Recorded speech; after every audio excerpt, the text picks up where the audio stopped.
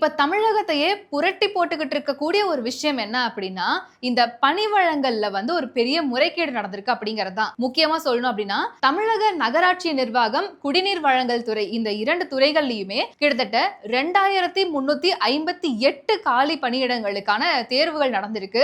அதுல ஒவ்வொரு பணியிடங்களுக்குமே 25 லட்சத்துல இருந்து 35 லட்சம் வரைக்கும் பணம் வாங்கிட்டு தான் அந்த பதவி கொடுக்கப்பட்டிருக்கு அப்படிங்கிற மாதிரியான இப்போ ஒரு திடுக்கிடும் தகவல் வெளியாயிருக்கு. ஜூனியர் இன்ஜினியர்ஸ், சீனியர் இன்ஜினியர்ஸ்னு கிட்டத்தட்ட ஒரு 5 போஸ்ட், இந்த 5 போஸ்ட்கான எக்ஸாம்ஸ் தான் நடந்திருக்கு. அதுக்கான பயிற்சிகள் தான் போயிட்டு இருந்திருக்கு. அந்த வகையில இப்போ பார்த்தோம் அப்படின்னா, சமீபத்துல ஒரு 2 மாதங்களுக்கு முன்னாடி தான் முதல்வர் மு.க. ஸ்டாலின் அவர்களுடைய கையால இத்தனை பேருக்கும் இந்த பணி நியமன ஆணையம் அப்படின்றது கொடுக்கப்பட்டுச்சு. அதனுடைய ஃபங்க்ஷன் கூட வெகு விமர்சையா நடக்கப்பட்டுச்சு. அதனுடைய இன்விடேஷன் கூட பயங்கரமா வைரல் ஆச்சு.